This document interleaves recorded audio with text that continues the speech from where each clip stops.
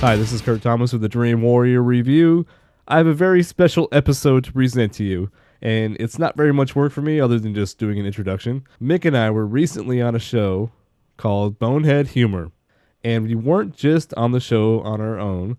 We were there with Oley Sassone, and if you don't know who that is, you need to look it up, because he was actually the director of the infamous Fantastic Four movie, the Roger Corman version, that was never released. I think the hosts of the Bonehead Humor Show are amazing, and I like these guys.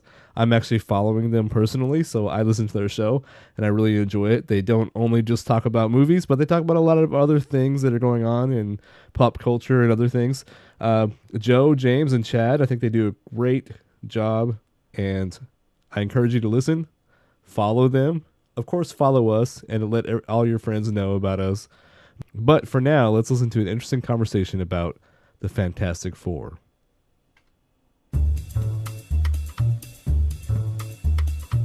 So this is Bonehead. Welcome to Bonehead. I'm nobody says your Salacious name. Crumb. I'm not that thin.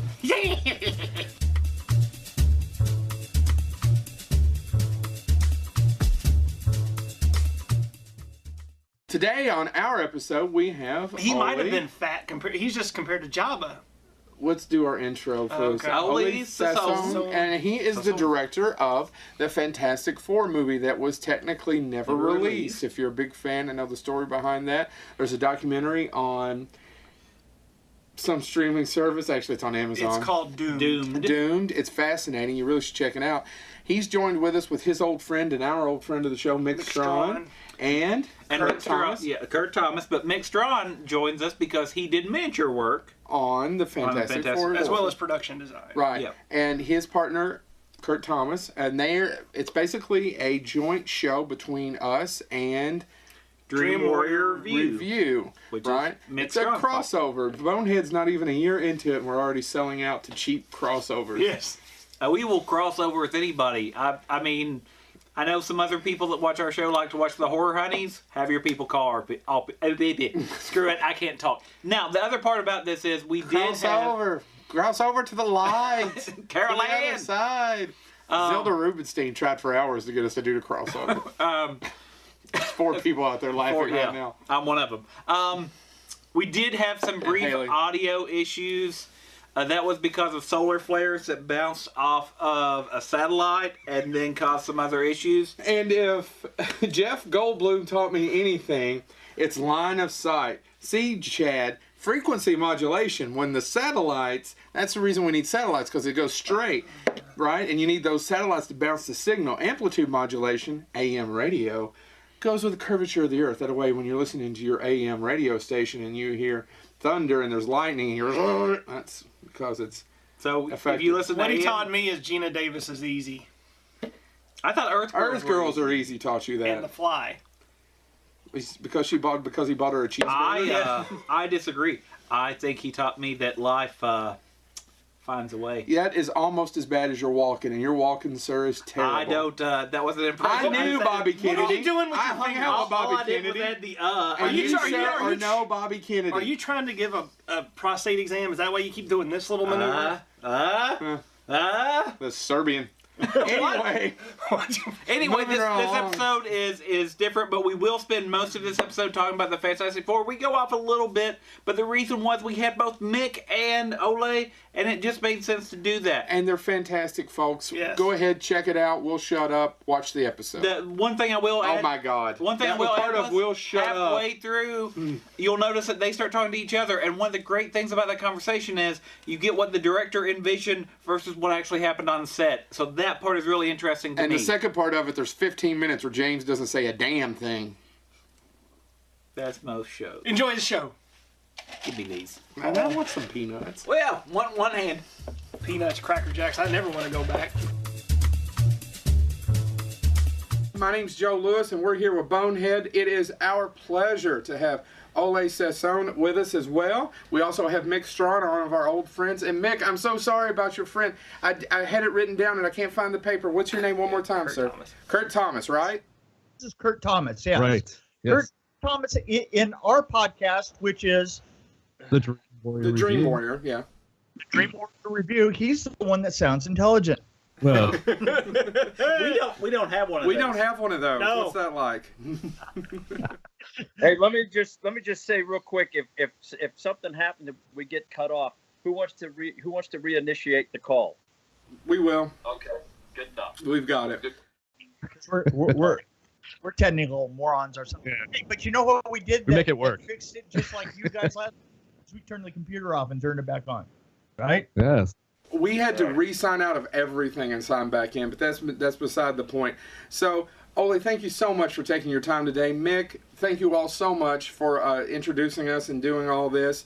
Obviously, we're having our first crossover now with Dream Warrior Review. Yeah. It's selling out from this point on. You remember the Flintstones had, what was the crossover with the Flintstones and the Jetsons, right? Yeah. Well, Right. Yeah, this is ours. You mean Flintstones and Winston cigarettes? Yeah. Hey, if cigarettes would give us money right now to do this show, smoke up, kids. The truth is, we like money. More than your lungs. I saw the movie for the first time in.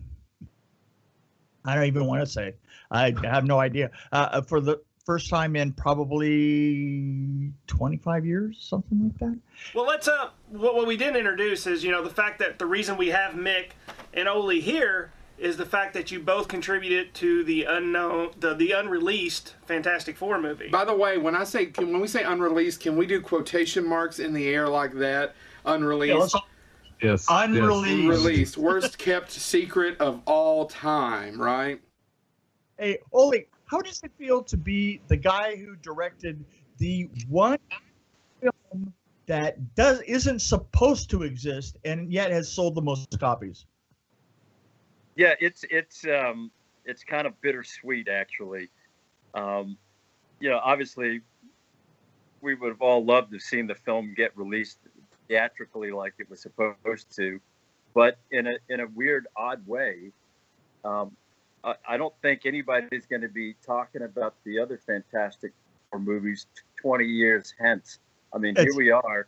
I mean, still talking about this frickin' movie that we attempted to make back in 1995, 94. 94. And the one thing I'll say is, me and James are actually big fans of this movie because, for one thing, it's the best Fantastic Four movie made, period. It's not that I'm a big fan. They have yet to let me see a copy. Those two are the comic book nerds. I'm not so much a comic book nerd. Yeah. Well, I'll tell you, the thing that was so disappointing is that, first of all, we never really got an opportunity to do great visual effects, special effects, computer graphics effects. We were doing them all on the side, on the cheap. We realized that, these guys weren't going to be giving us any more money when we finished the film. And so we had to go out and try to do whatever we could. And Miq, I don't know if it was you or maybe it was you that introduced us to Mr. Film, that other company that was in Venice. No, what I did to contribute to that was I went in and shot miniatures that I had made in my garage. Right. That, like the diopter. And they look good, brother. It was like I knew that when we walked away, nothing was going to be resolved, because it was already in the middle of a mess. And so I figured, well, if I gave you for like the rocket ship and the diopter and the satellite and the roof of that, at least you would have something. God, dude, you did it. I've got to tell you, man, that stuff. I remember that thing that you built that was hanging in Dr. Doom's lab or wherever it was. All that stuff that you built was just so well done, man. The ship, everything, and stuff done. It was really, But that's the thing. It was like because of those elements, like the stuff that you brought to the table. And the guys that built the costumes and built the Thing costume and Dr. Doom's costume, that just helped elevate the whole film that much more. And so thank you, brother. Oh, we were just busting. I was busting it for you. I thought that you were right on. You were one of those rare rare examples of a director who can direct and think at the same time, which is a very rare. When you guys are done kissing each other's ass, Hey, well, you know what? We haven't seen each other's ass in, I don't know, 30 years, so. well, you must not subscribe to Miq's website. You know, the visual effects of the Fantastic Four, I would like there because I watched the documentary Doomed, which, by the way, if you haven't seen it, viewers and listeners of this show, It's fantastic. watch that documentary called Doomed. It's fantastic. But speaking of the special and the visual effects, you said you had somebody on board doing them who said that he worked on Independence Day, and then No, wait a minute. I'm going to cut this off. yes, sir. And I kept talking. Oley says, you know, I got this guy that worked on Independence Day. And I met the guy, and what did I do? I went back to you and I said, that guy is a fraud. And Oley goes, no.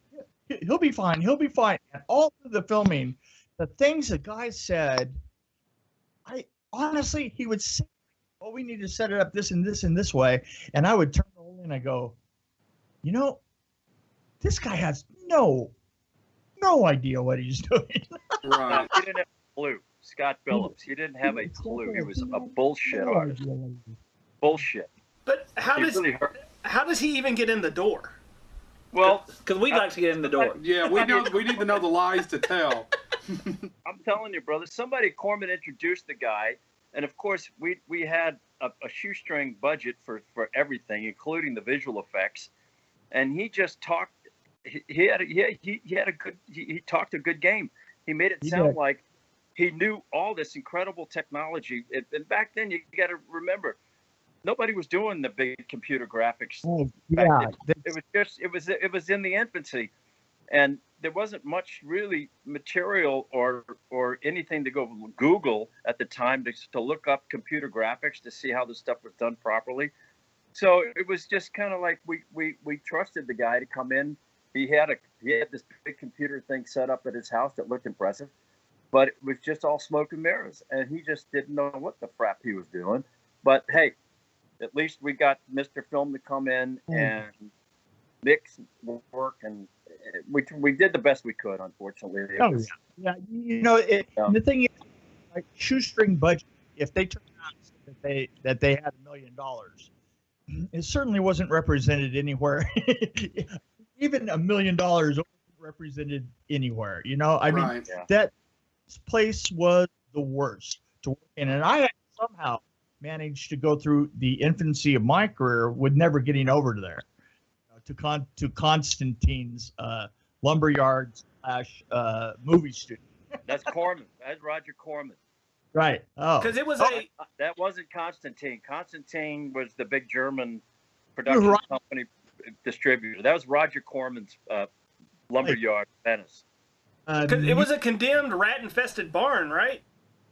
Oh yeah, it was in editing room, man. We hung up furniture blankets on the walls to try to keep it quiet and to keep it warm in the winter. And you could see the furniture pads moving from the opposite behind it because the rats were running on them. The glory of Hollywood. Yes, I mean, honestly. But we did have a cat. We had a cat named Lucy that was in that editing room that was diligently catching rats for us. Yeah. And around there, I remember walking around that place. Is like there were soft spots, you know, on the floors because they would just lay another layer of really thin plywood, you know, on it if you put it through or something. And so literally you could walk down a hallway and it would look like somebody was approaching you, and it would look like they were on a boat or the way that you walk in an airplane. Yeah. You know, where you kind of like hip from side to side and stuff. Right. It's so terrible. Yeah, it was a trip, man. But you know what? I got to say something, and maybe I'm jumping ahead, but That's fine.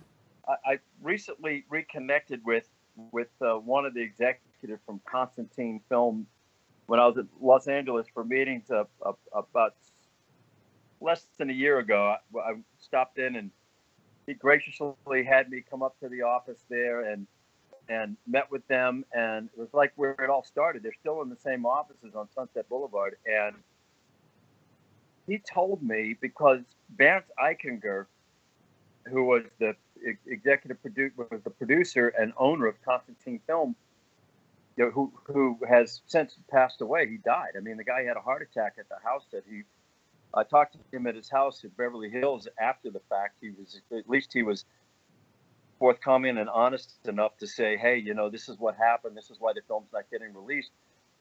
But that poor dude had a heart attack and died. And so I'm there talking to the other executive, who's now pretty much head of the company. And he didn't have to tell me this. He came out and said to me that when he and Bernd Eichinger were at Fox and came out of the screening room for the very first Fantastic Four, the first big version that the studio did, he said, "Huh?" They using this film, they had concreted the rights to them, right? Yeah, but that's why they had to make our film was to keep the rights to the movie. Right. To keep the rights to the franchise, the Fantastic Four. Otherwise, they would have lost the rights to do anything with the Fantastic Four had they not made a film by the end of that year that we did our film. That was so our film was made strictly for the contractual purpose for them to keep the movie rights to the Fantastic Four. But that being said, after they made the first big version at Fox, they walked out of the screening room, and Bernd Eichinger turned to Robert at Constantine and said, "Oley's version is better." Yeah. I went, fucking A. And he didn't have to tell me that. Yeah. And he was so deeply sincere. He wasn't bullshitting me. There's no reason to bullshit me about this. And he was just so sincere. And I thought, I'll be a son of a bitch. I just got a little vindication, we all did, for the work and the effort that we made and put into making this film. I mean, for him to turn to that guy, and this is the guy that, and he also told me some other personal things, and I'm not sure I should talk about them, but we'd love to hear them. Well, they really wanted to. It was like, you have to look at it from their perspective. They're a large company, a big fish in a small pond, so to speak, in Germany. Constantine Film is a very big company. They do Resident Evil. They do a lot of stuff. They've been a distribution company for years. They've done plenty over the years. They're a very well-established company. But they were trying to get, cemented in Hollywood back then. And here they are. I got a deal with a major studio, 20th Century Fox. And that's a big freaking deal, man. Yeah. All of a sudden, now you got to deal with the studio. So in hindsight, he said, gee whiz, we were just trying to do too much to satisfy the relationship, but keep the relationship good and satisfy what Fox wanted more than what we knew was right for the film and the franchise. Oh, so, yeah. They were kind of complicit too in this whole demise of the new Fantastic Four films, and they essentially admitted they just fucked up the franchise. Well, honestly, I have to say that I really did like. I thought the visual effects could be redone, and there were a couple things, but overall, I have to say, really, it has heart. It really does. And if it's any consolation about what people think of yours versus the newer versions, in researching this, a bootleg copy of the trailer for your Fantastic Four has over 2 million views. The last Fantastic Four movie, 700,000. Wow. I didn't know that. Yeah. That's great. Yeah. And, I mean, if you go back, and I wish there was a way to measure how many bootleg copies of this was sold, but if you go by YouTube numbers alone, I found three different sharings of this movie. One is like a straight 1 hour and 30 minute view. The other one is broke up into 10 chunks, and then there's another copy out there. Grand total, they equal about 3 million views. Wow. So on YouTube alone, there's no way of telling how many bootleg copies have been sold at cons, before the YouTube, before YouTube even existed. Right. Oh yeah, yeah. No way to track it. No. And the reason all that is out there is because Oley just, he doesn't look like a dog, but he has genes in him for sure. Because he kept going and going and going with that. Good job, man. Yeah, well, here's the thing too.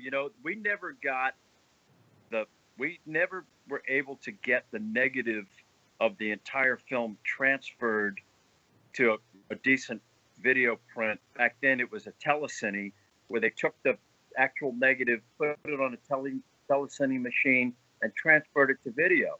And the only footage that was transferred properly was, just by coincidence, you had mentioned this, was the trailer. The footage in the trailer was the only footage that was done with a proper telecine, and that kind of gives you a little bit of an insight of what the film really would have looked like. Yeah. Right. Because the bootleg copy, somebody bootlegged it, thank God, over at Lightning Dubs, I would imagine. But Right. they took it from a 3/4 inch tape and went down to a VHS tape. And all the bootlegs are from a VHS tape, primarily, not from a 3/4 inch, or back then it was a 1-inch video. So it was all just VHS to VHS to VHS. And people look at it and they go, man, this movie looks like shit. Well, of course it does, because it's gone from VHS to VHS, stepped on and shit on and pissed on. And then and that's the image you get. Now, had we gotten the telecine, different story. But now you get some credit for that, for it even being out there, right? Because you somehow got a copy of it, right? Yeah. Oley, you're Oley's being quiet. Or if you're not allowed to say, we'll forget. Has it not been 25 years, Oley? We'll forget that conversation. We'll forget that statement happened. All right. well, whoever it is, I still say thank you. Ahoy, hoy. Cheers. But I mean, you didn't get the fortune and glory, but how does it make you feel now? I mean, don't get me wrong. I'm sure you would have liked to have had the money, the prestige, the fame, what it would have maybe done for your career, how your career would maybe have been different. But how does it feel now to have the vindication? I mean, like I said, I could watch it on your face. When he was telling you the views, it has to make you feel good, right? At the end of the day, that you're the only one that's even come close to getting the story right. Oh, right? yeah. They couldn't even get the comics right. The 3 movies that they made, they couldn't even get the fucking comics right. Sorry. Yeah, brother. You know what?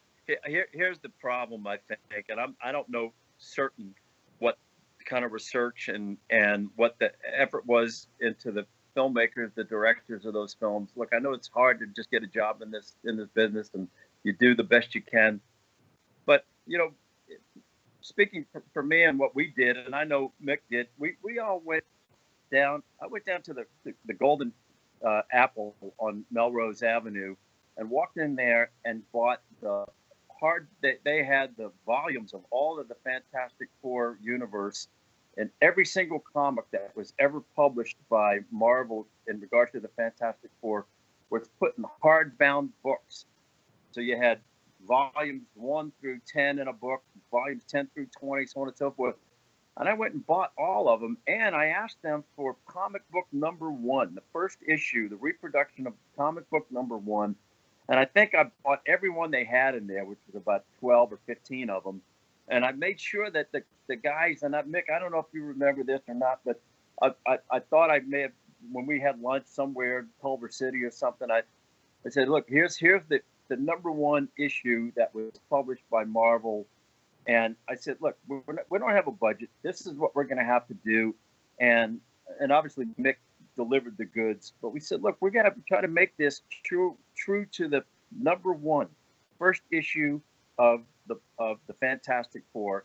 And after all, that's the way the script was written. And those guys did a great job with the screenplay, too. I mean, Craig Davies, they wrote a good script. So the fact being, we all tried to understand and know what that universe was like for the Fantastic Four prior to going out and making a film.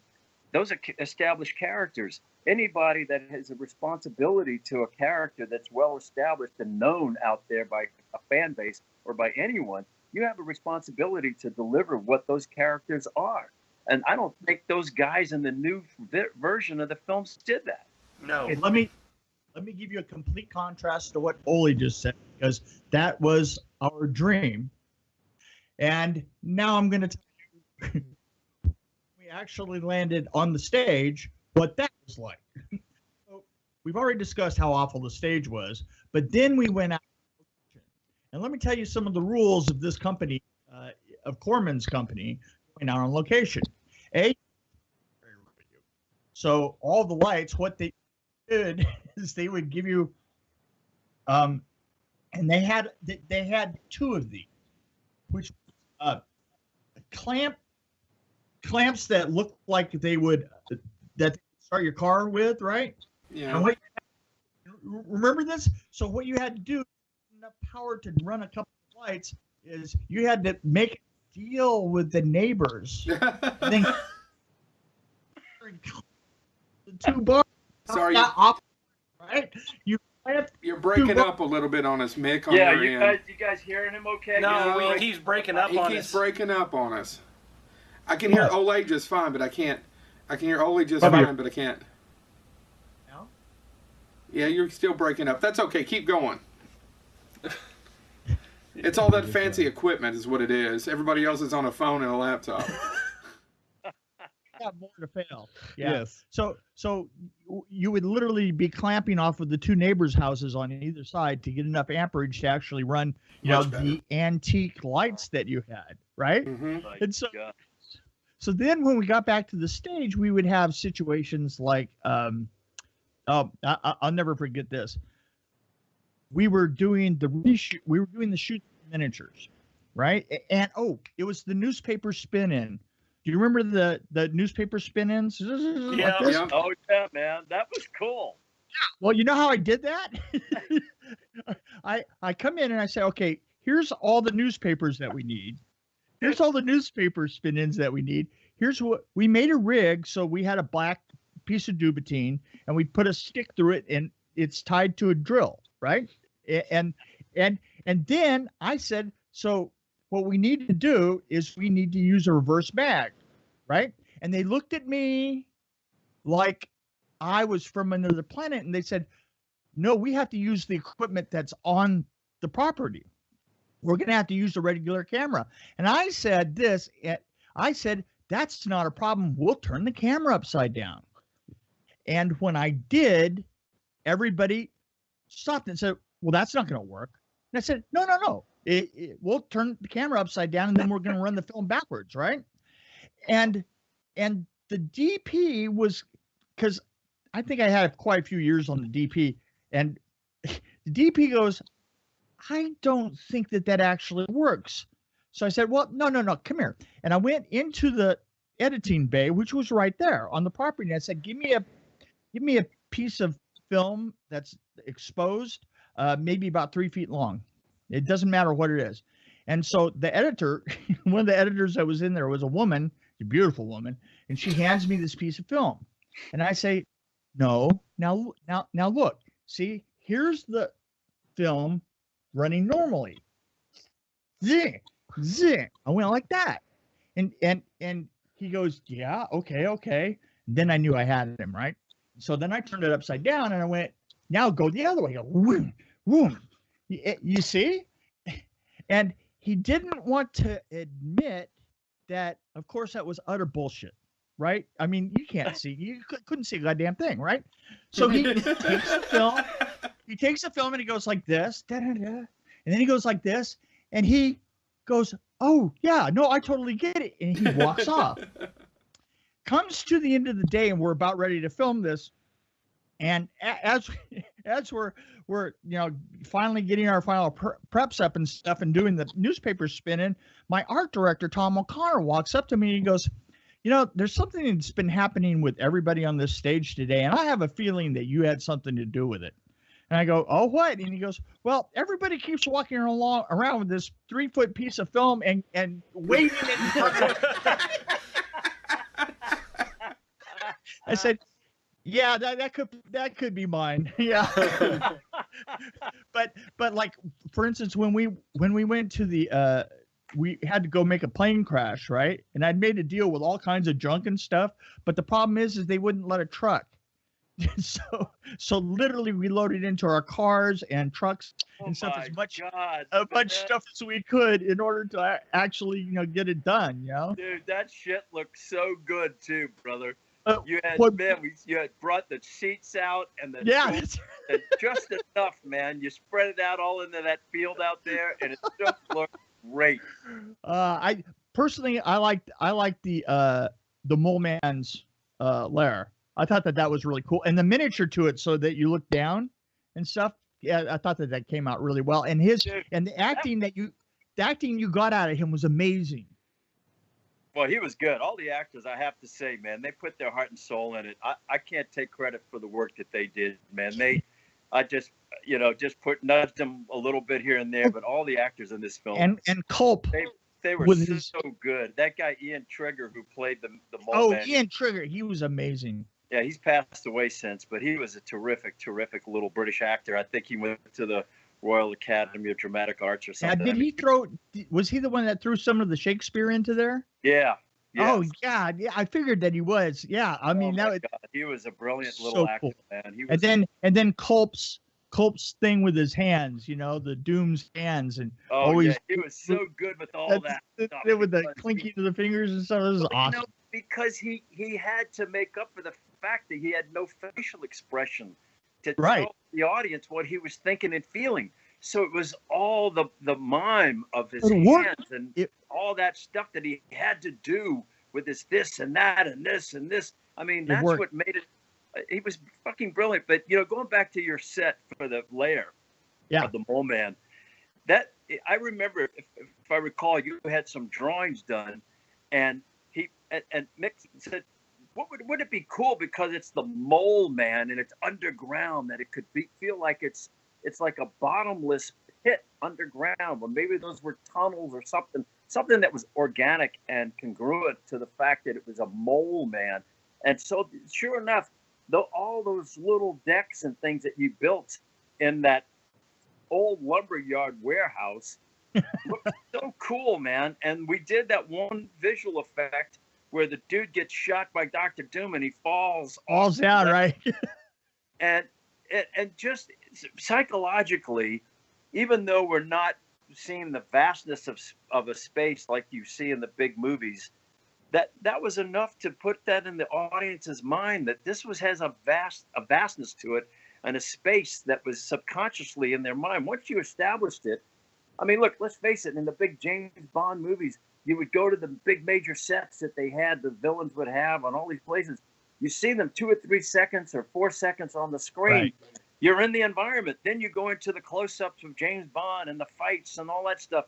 So subconsciously, you establish that environment in the audience's mind with that one shot of him falling into that bottomless pit.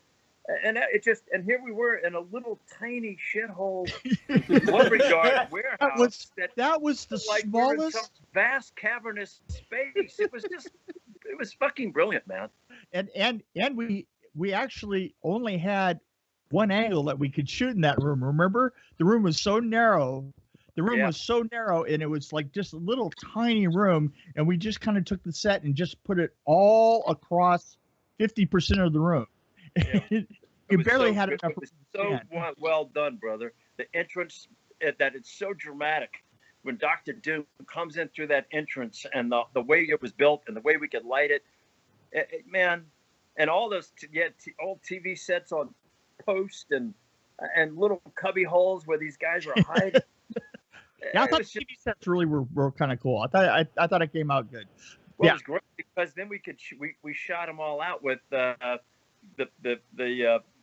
gun guys brought those air guns in there with pellets and those bearings, and we blasted them, man. So it gave us an element that we could use for some kind of visual action, and destruction or something. It's just heightened all that. It was.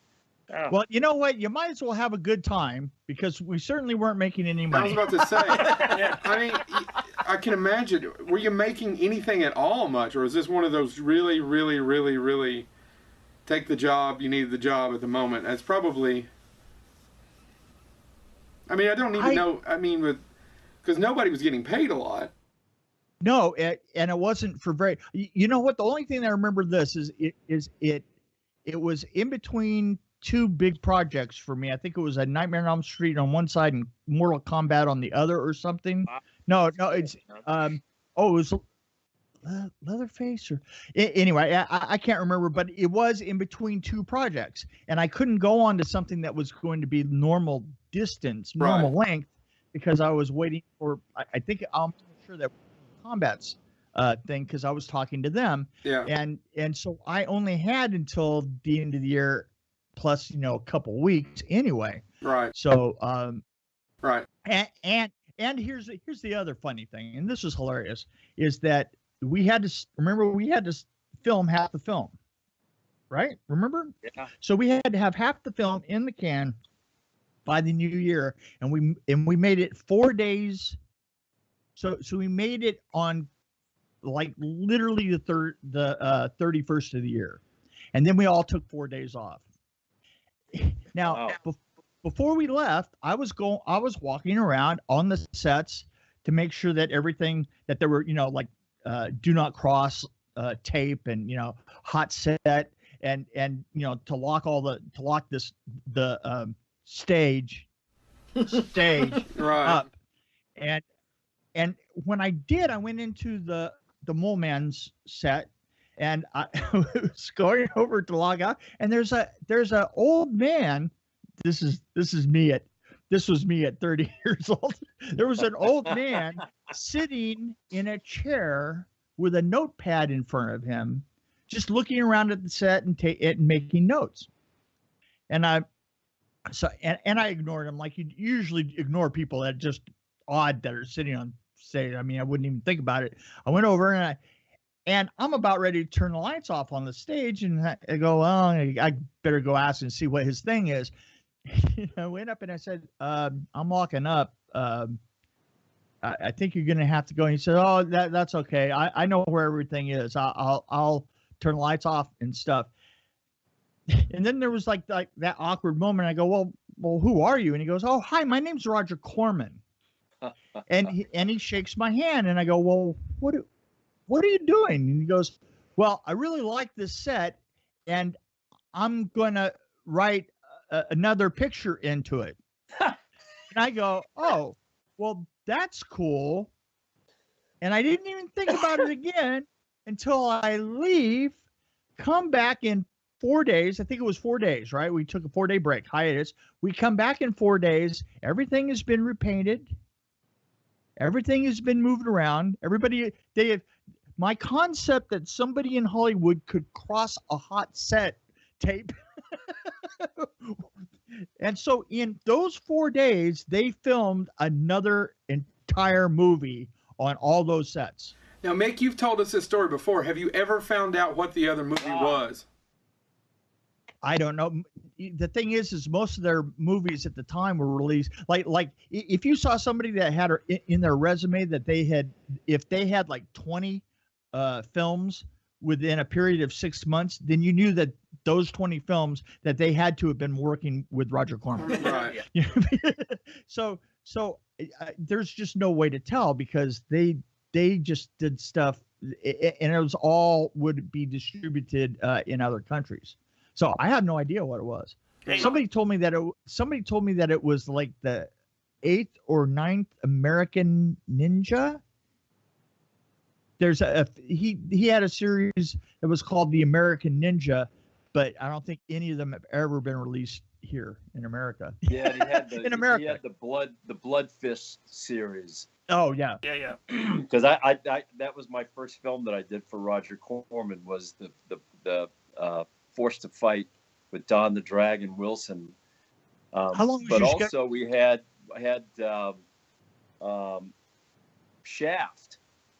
Oh God. Richard Roundtree? Richard Roundtree. Right. Oh, okay. And the movie turned out, I was surprised, man. Here was this prison film that we did, and 18-day shoot in Lincoln Heights Jail. And the script was well written. The film did really well. And I'll be damned if we didn't get a good review in Variety for a Roger Corman movie.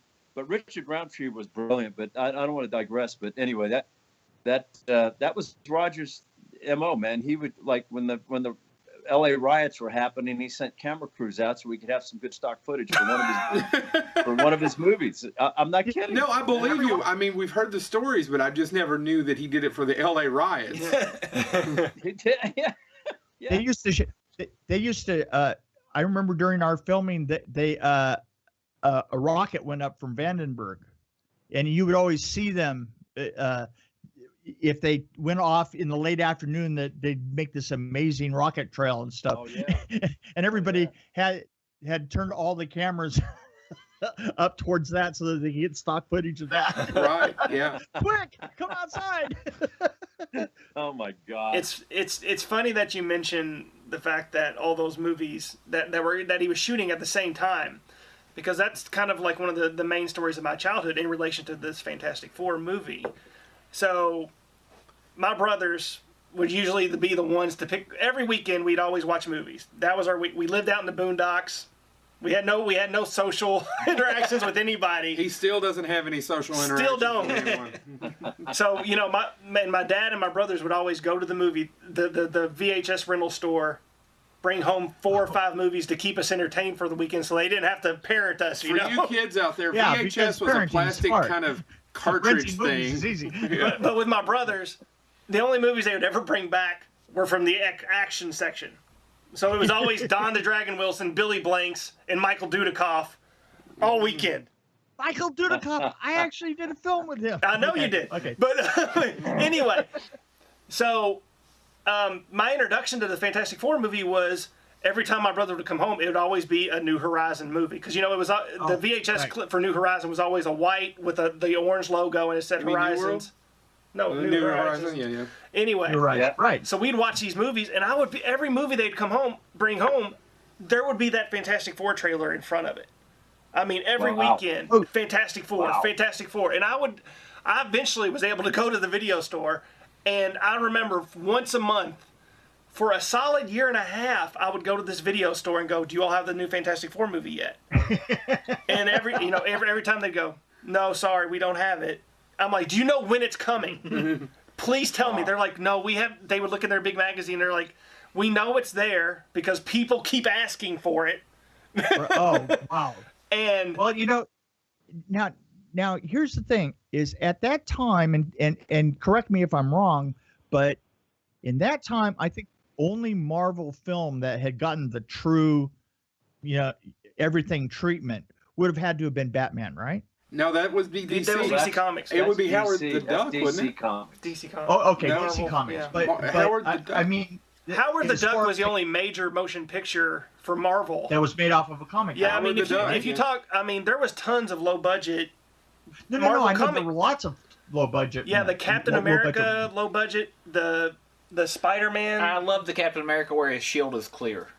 That's the one that Yeah, stuck those- with me. Is that the one where he rides the motorcycle? Yeah, he rides the motorcycle and his shield is clear. But as far as Marvel goes, I mean, DC had Superman and Batman, but as far as Marvel goes, the only one was Lucas's Howard the Duck, Yeah. which was Oh, really? And that because I remembered that that the idea of it is trying to be a big thing. I was thinking at the time that it wasn't that unusual to not spend a lot of money on no. on. I mean, at the That time, kind at the time, other than the Fantastic Four movie, Of course, not this little money, but Right. yeah, there was Well, you this know- one was in the You works. know what happened? Yeah, go ahead. In regards to the release, and what we had found out, and this is the only thing we could figure out was what happened, is Roger had a contract with Constantine Film to shoot a film of the Fantastic Four by the end of that year. However, there was nothing in the contract about the distribution of the film. Right. So Roger had a film that I think, everybody realized it turned out better than that they had thought.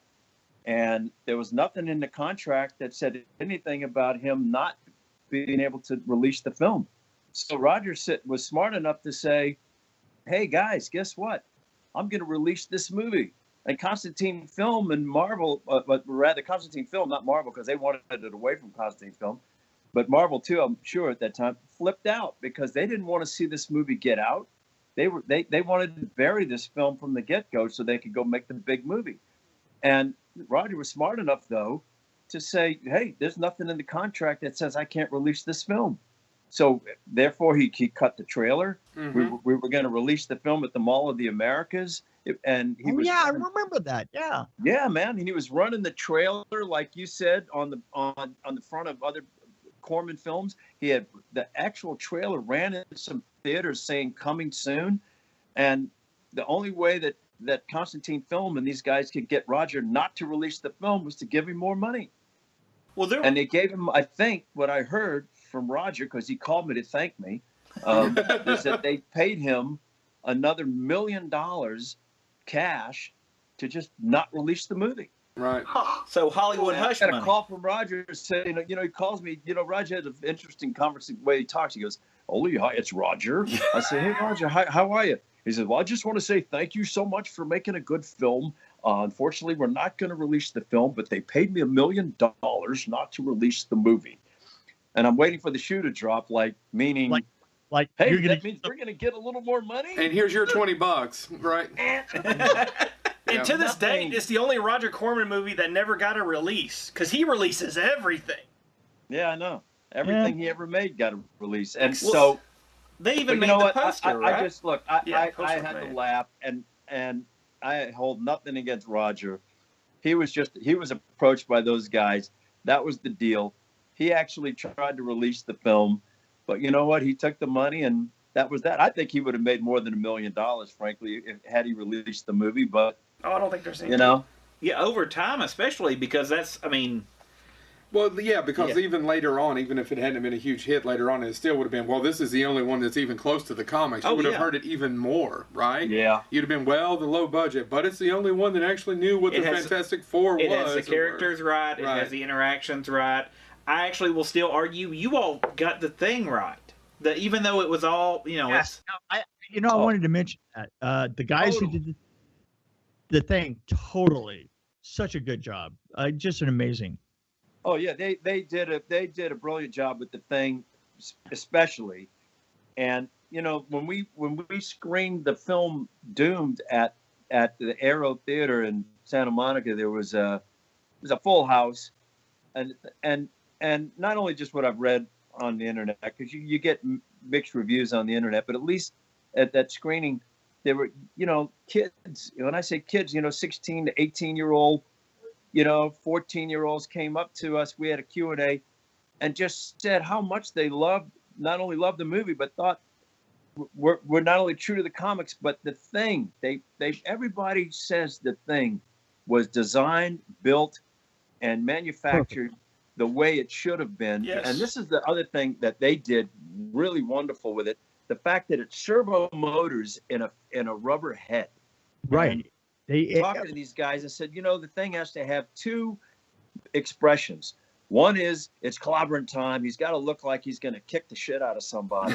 and the other thing is that he's like damaged goods. He's got a soul that's really been scarred. And I mentioned the Elephant Man as an example. Right. That's a good Sure enough, look what they did with a rubber face. Oh, yeah. The guy can say it's clobbering time, and then when Alicia Masters goes up and touches the side of his face, he looks like he's about ready to burst out into tears.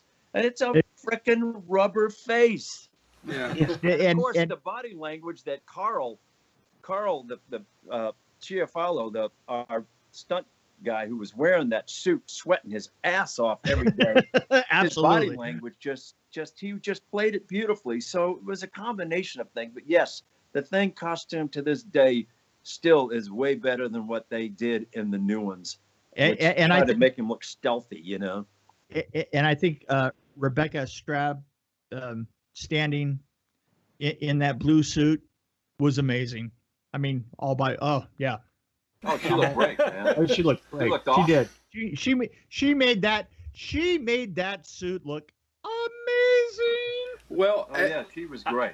I think they all look great. They the energy from you know, from Jay Underwood for Johnny Storm. Oh yeah. You know. Oh, you got some performances good, out of them. You really did. Joseph Culp did a beautiful job. Everybody did a great job, man. The actors just put their heart and soul in it. Michael Bailey Smith, who played Ben Grimm. They were just. Oh yeah. Oh man. And I even like the secondary characters, the henchmen for the Mole Man. Those two guys were great. Those two guys were great. I mean, they were really good. I keep thinking of them as Lenny and Squiggy. Yeah, you're right, man. They were really good. And look, it is what it is. And I remember the editor Glenn Garland and I were literally snooping around in the vault, which was just a storage room at the lumberyard, where Roger had all the cans of film stored from every one of his movies. Yeah, since I remember that. All of them sitting right there, man. And Glenn and I went in there with flashlights, snooping around, looking for the negative of the Fantastic Four. We were going to literally steal the frickin' negative and go get a film transfer. But by that time, they'd already taken it. And anyway. Well, the very first thing I thought when this interview came up, I thought to myself, is the statute of limitations up? I don't know, man. Well, if nothing else, there's a petition out there, people trying to get them to release the film.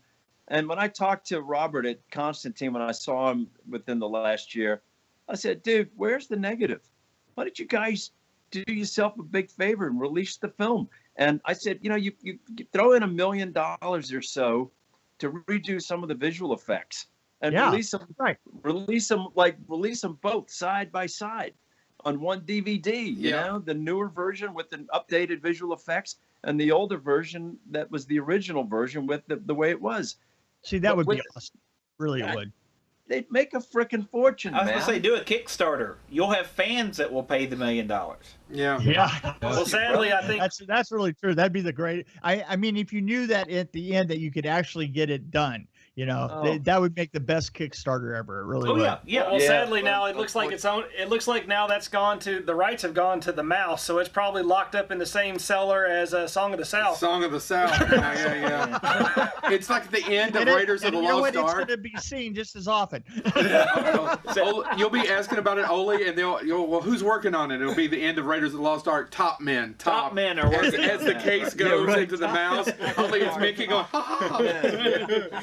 But the other part about this is, even though that version was never officially released, the version that was released killed the comic. The most recent movie, Marvel canceled the Fantastic Four after their last attempt to make a movie. And Marvel, allegedly, the publisher was so upset that they went, you know what, they're actually damaging the characters. We're just going to stop publishing it.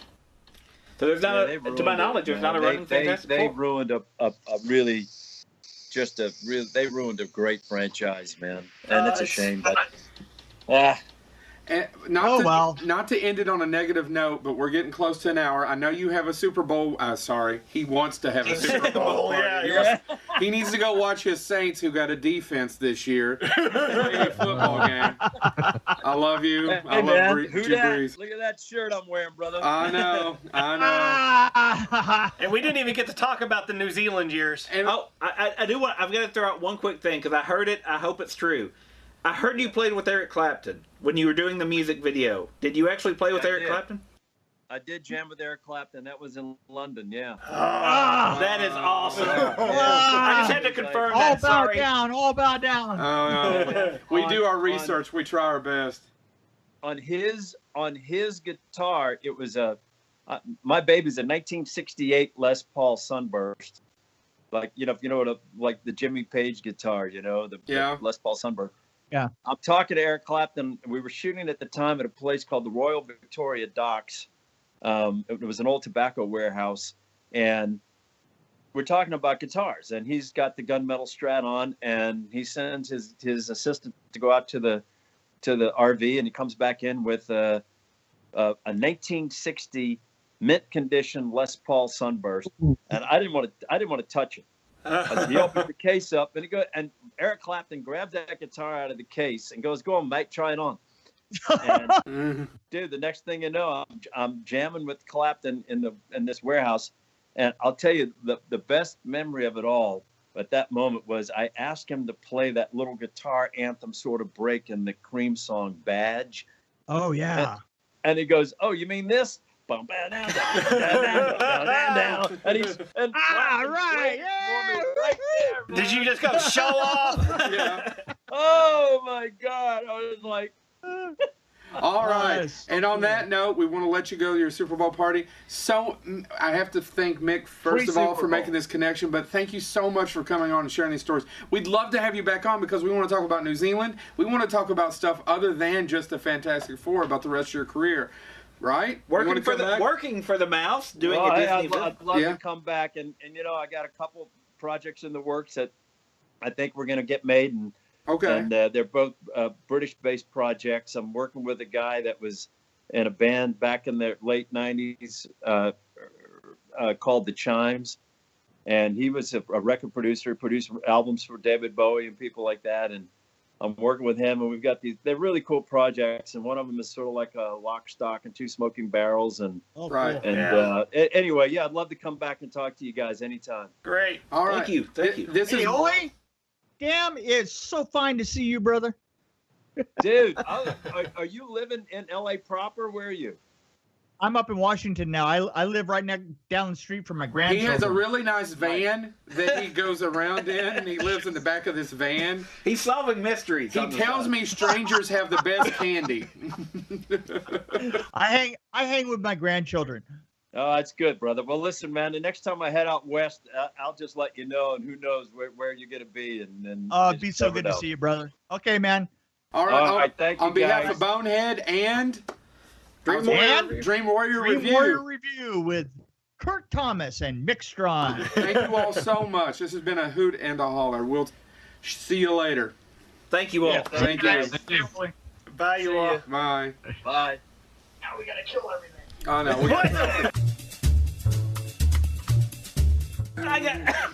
We'll start right now. Okay. Wasn't that a great episode? Look.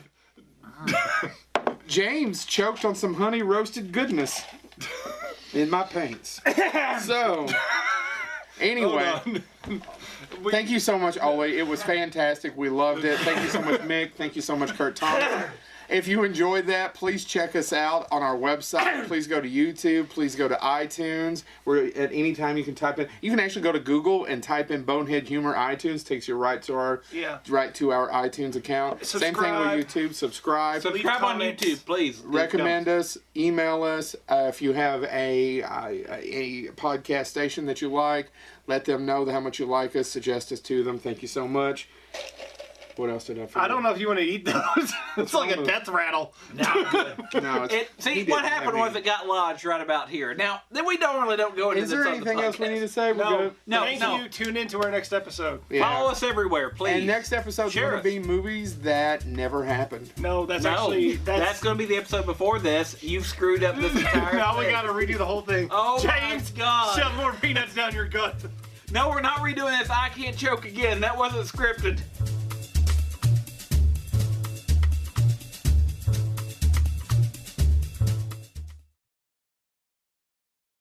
I swear I thought that we were going to do it after. No, we're ending this one with the pre. Oh, I bit my tongue. Oh, see what happens?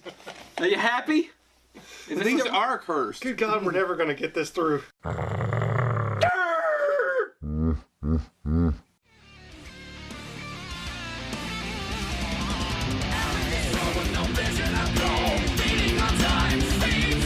Along with Miq Strawn, this is Kurt Thomas with the Dream Warrior Review. As always, you can reach out to us on email at dreamwarriorreview@gmail.com, or you can find us on Facebook and Twitter at DWR Review. We'll see you next time.